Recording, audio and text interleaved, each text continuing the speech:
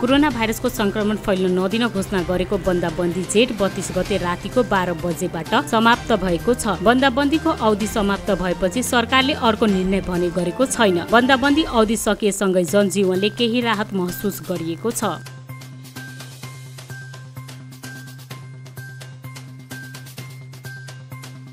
बन्दाबन्दी अवधि समाप्त भए पनि सरकारले राजनैतिक तथा धार्मिक सभा, सार्वजनिक यातायात, सिनेमा हल, स्विमिङ पुल, खेलकुद लगायत माथिको प्रतिबन्ध भने हटाएको छैन। बन्दाबन्दी समाप्त भए लगतै बजारमा मानिसहरूको भिडभाड बढेको छ।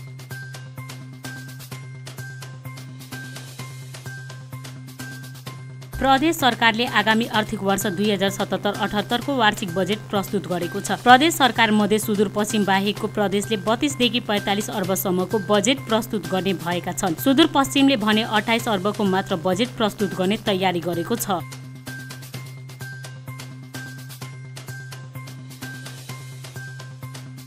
प्रदेश सरकारहरूले सँगै सरकारले जस्तै गरी बजेटमा स्वास्थ्य, शिक्षा, कृषि र रोजगारीलाई बढी प्राथमिकता दिएका छन्। प्रदेश सरकारहरूले कोरोना भाइरसको महामारीलाई मध्यनजर गर्दै स्वास्थ्य क्षेत्रलाई बढी प्राथमिकता दिएका छन्।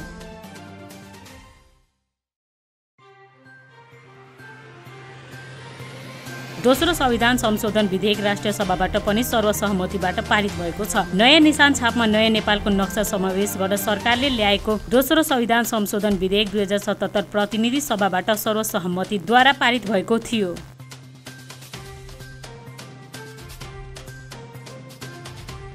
कञ्चनपुर जिल्ला क्वारेन्टाइनमा बसेका कोरोना भाइरस संक्रमित निको भएर घर फर्केका संक्रमित मध्ये 14 जनामा पुनः कोरोना भाइरस संक्रमण भेटिएपछि संक्रमितहरूलाई आइसोलेसनमा राखिएको छ। निको भएका व्यक्तिहरू पुनः कोरोना संक्रमित भेटिएको हो।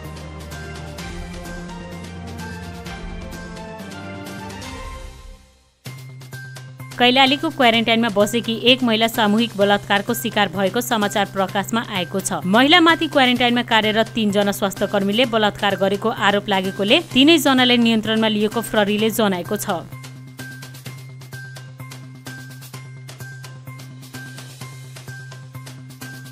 कोरोना भाइरस संक्रमणको कारण मृत्यु भएको बारा निजगढका 5 वर्षीय बालकको आमा र बुबाको शव परीक्षण गर्दा रिपोर्ट नेगेटिभ आएको छ। मृतक बालकलाई राखेर उपचार गरिएको सामुदायिक अस्पताल र क्लिनिकहरू सिल गरिएको प्रहरीले जनाएको छ।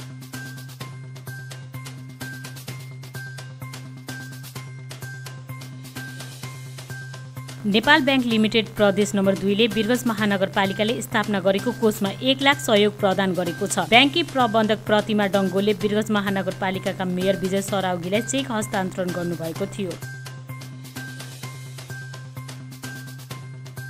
मुलुकभरि लकडाउनको कारण राजस्व सङ्कलन गर्न समस्या परेको कारण सरकारले चालु खर्च धान्न समस्या परेको छ। अर्थमन्त्री डाक्टर युवराज खतिवडाले सांसदहरूले गरेको प्रश्नको जवाब दिनुहुँदै देशमा मासिक 40 अर्ब खर्च हुने गरेकोले भन्सार राजस्वबाट मासिक 15 अर्ब र आन्तरिक राजस्वबाट केही अर्ब सङ्कलन भएको बताउनु भएको छ।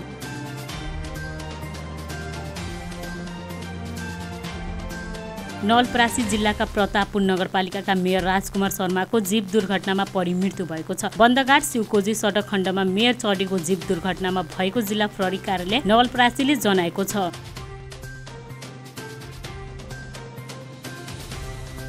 रौतहट जिल्लाको देवाई गुनाई नगरपालिकाका जनप्रतिनिधिहरूले सामान्य प्रशासन मन्त्री हृदय त्रिपाठीको राजीनामा माग गरेका छन्। त्रिपाठीले 1.5 महिना 5 जना कर्मचारी अधिकृत फेरेको आरोप लगाउँदै नगरपालिकाको कामकाज प्रभावित भएको बताएका छन्। पर्सा जिल्लामा फेला परेको 17 जना कोरोना भाइरस संक्रमित मध्ये 5 जना स्वास्थ्यकर्मी रहेको खुलासा भएको छ। क्वारेन्टाइनमा रहेको व्यक्तिहरूको उपचारमा संलग्न स्वास्थ्यकर्मीहरू मध्ये 5 जना संक्रमित भएको नारायणी अस्पतालको प्रयोगशालामा कार्यरत स्वास्थ्यकर्मीले बताएका छन्।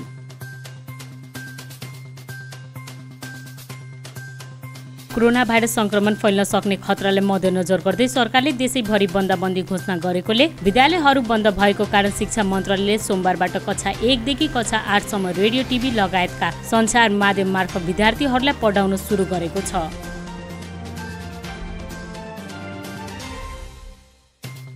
देशमा कोरोना भाइरसको संक्रमण बढ्दै गएपछि सरकारले सभा परीक्षणको दायरा बढाउँदै निजी क्षेत्रलाई पनि सभा परीक्षण गर्न दिने भएको छ। निजी क्षेत्रले सभा परीक्षण गर्दा लाग्ने खर्च सरकारले नै व्यवस्था गरेको स्वास्थ्य मन्त्रालयले जनाएको छ।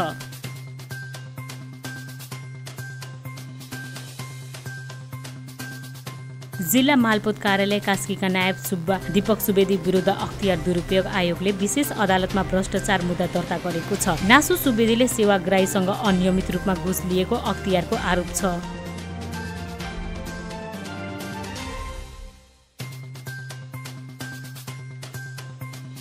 भारतका चर्चित अभिनेता सुशान्त सिंह राजपूतले आत्महत्या गरेका छन्। अभिनेता राजपूत मुम्बई स्थित आफ्नै घरमा घाँटीमा पासो लगाई आत्महत्या गरेको अवस्थामा शव फेला परेको भारतीय सञ्चार माध्यमले जनाएको छ।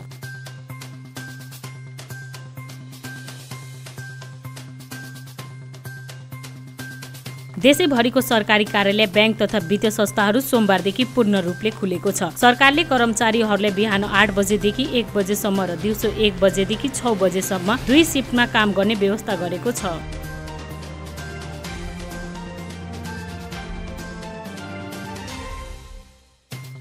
नारायणी अस्पताल बिरगंजको प्रयोगशालामा गरिएको सभा परीक्षणमा 34 जना कोरोना भाइरस संक्रमित भेटिएका थिए। संक्रमित मध्ये 5 जना स्वास्थ्यकर्मी र एम्बुलेन्स चालक रहेको खुलासा भएको छ। उनीहरू पर्साको विभिन्न क्वारेन्टाइनमा कार्यरत थिए। विकास निर्माणको लागि प्रदेश सरकारले पर्साको स्थानीय निकायलाई दिएको रकम मध्ये 17 करोड खर्च नभई फिज हुने भएको छ। आर्थिक वर्ष 2076-77 को लागि प्रदेश सरकारले पर्साको स्थानीय निकायलाई दिएको रकम 1.5 अर्ब मध्ये 17 करोड खर्च हुन नसकेको कोष तथा लेखा नियन्त्रण कार्यालयले जनाएको छ। भौतिक पूर्वाधार मन्त्रालयले बजेट विनियोजित गर्दा पर्सा बारा रौतहट जिल्लामाथि विभेद गरिएको पर्साका सांसद प्रदीप यादवले आरोप लगाउनु भएको छ। अन्य जिल्लाको तुलनामा पर्सा बारा रौतहट जिल्लालाई अति न्यून बजेट विनियोजित गरिएको यादवले बताएका छन्।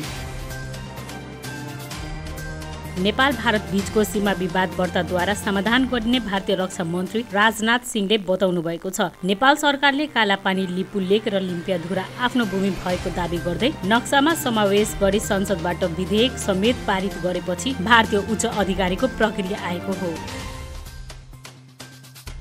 बिरगंजको नारायणी अस्पतालमा गरिएका सभा परीक्षणमा पर्साको एक महिला सहित 10 जना कोरोना भाइरस पोजिटिभ पुष्टि भएको छ। पोजिटिभ मध्ये 3 जना स्वास्थ्यकर्मी र 1 जना कार्यालय सहयोगी रहेका छन्। यस अगाडि पनि पर्सामा 5 जना स्वास्थ्यकर्मी कोरोना भाइरस संक्रमित भेटिएका थिए।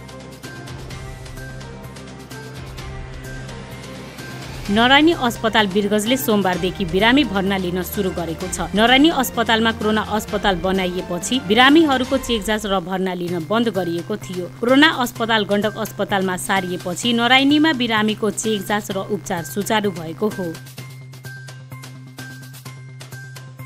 सरकारले उपप्रधान तथा रक्षा मन्त्री ईश्वर पोखरेलको नेतृत्वमा गठन भएको कोरोना भाइरस रोकथाम तथा नियन्त्रण उच्च स्तरीय समिति कोरोना भाइरस नियन्त्रण गर्न असफल भएको भन्दै विघटन गरेको छ। उच्च स्तरीय समितिमाथि विभिन्न आरोप समेत लाग्दै आएको थियो।